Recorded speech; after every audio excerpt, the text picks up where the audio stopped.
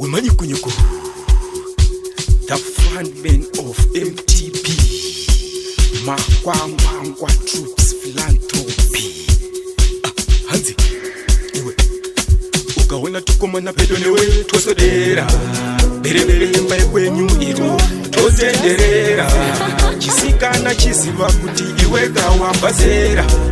hava kuti wakushibata ona nekuchenjerera, wapotswa ndati mangwana iwe uchazokurukura, usiku hurefu ngoma chingoipavira, ndati ndikuye uchidzewe,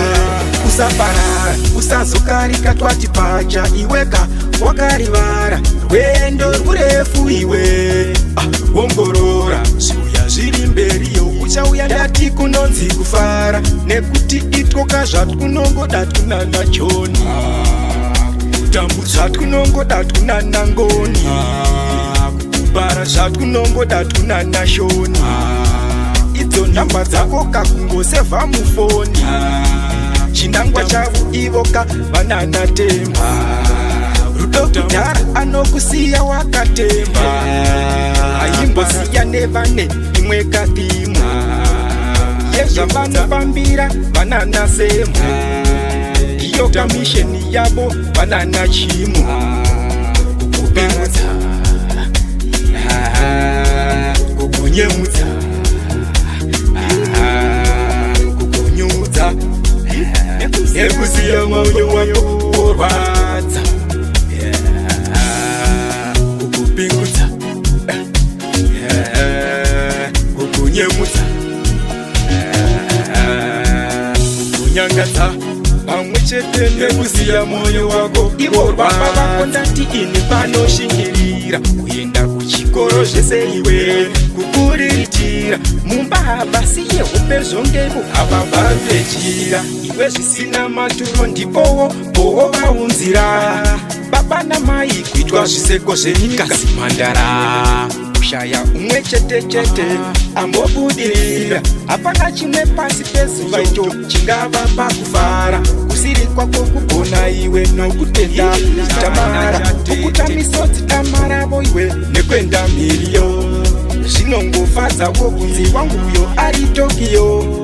itatiso kunzi yokai ari Japaniyo, paunochaya nhare kumba iwe handi mufaro mumwoyo, wanatsira mubereki paunoti alo, avagoni newe mai vako yura vati melo, zvanetsa unonzwa voti mirira yemusikana wangu mumvana ezvieno webhazelo, iyo kandati haimbosiya nevane imwe kadhimu, kukuta kungosasana rudo hapana, asi iyo nguva chete kutotambisirana, kungopamwana aiwa kungosasana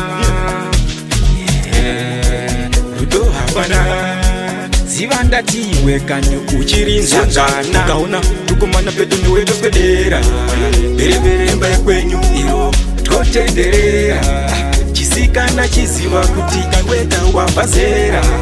baba kuti wakuzvibata ona nekuchenjerera, wapotswa ndati mangwana iwe uchazokurukura, ngoma iyo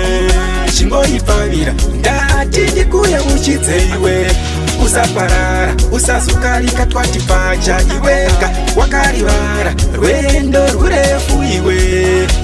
ongorora zviuya zviri mberiyo, uchauya ndati kunonzi kufara, nekuti itwoka zvatkunongoda tunana Joni,